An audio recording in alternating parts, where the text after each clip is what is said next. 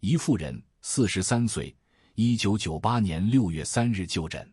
患者自述，1988年生下赶集时，正午突然昏晕，便就地休息，刹那间全身冷麻，两腿困，疼痛，尤以小腿明显，僵直不能伸展，不能站立，由家人送回，口服 APC 2片后，全身大汗淋漓，汗后周身舒适。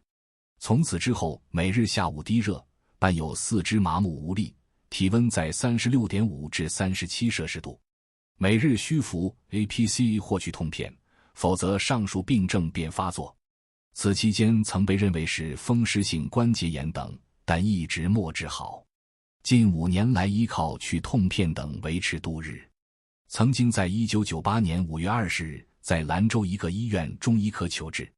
医生见患者全身发冷、低热、头痛、小腿痛又胀、头晕、无力，不想吃饭，虽月事正常，但女性阴道分泌物呈现白色混浊状，且量明显增多，舌头颜色淡，覆盖在舌面上的物质颜色白，手腕上的脉搏像线一样细紧绷，就认为发热是气不足，用补中益气汤做基础给患者用药：黄芪35克，党参15克，白术10克，柴胡9克，生麻7克，当归7克，陈皮9克，青蒿9克，地骨皮9克，牡蛎30克，龙骨30克，炙草6克。但患者喝药12天无效。6月3日，患者另找一位医生，这个医生仔细观察，发现患者低热不退，且有寒热往来的症状，胸闷、呕、口苦、咽前、头晕、头痛、烦躁，手腕上的脉搏像线一样细紧绷，跳动稍微快，舌边深红，舌苔白厚如鸡粉，认为这是小柴胡汤兼达原饮范围内的症状，于是用这2个处方做基础给患者用药：党参15克，柴胡12克，黄芩10克，枳半夏9克，炙甘草9克，生姜9克，玉片9克，厚朴9克，草果6克，知母9克，白芍9克，长山9克，首乌6克，大枣3枚。